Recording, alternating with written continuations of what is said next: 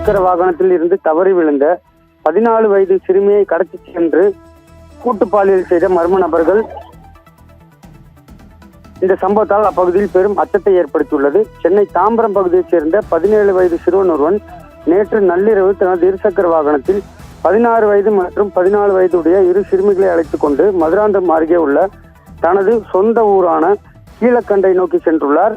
இவர் தேவாத்தூர் அருகே சென்ற போது அங்கு மது அருந்தி கொண்டிருந்த மர்ம நபர்கள் இவர்கள் இருவரை பின்தொடர்ந்தனர். அப்போது வேகமாக இருசக்கர வாகனத்தை ஓட்டிச் சென்ற போது நிலை தடுமாறி கீழே விழுந்தார். அப்போது அந்த சிறுவன் பதற்றத்தில் 16 வயது சிறுமியை மட்டும் அழைத்துக் கொண்டு 14 வயது சிறுமி அங்கே விட்டுவிட்டு சென்று விட்டார். அப்போது அந்த 14 வயது சிறுமியை தூக்கிச் சென்று ஏரிக்கரையில் வைத்து அந்த இருவர் பாலியல் வன்கொடுமை செய்துள்ளனர்.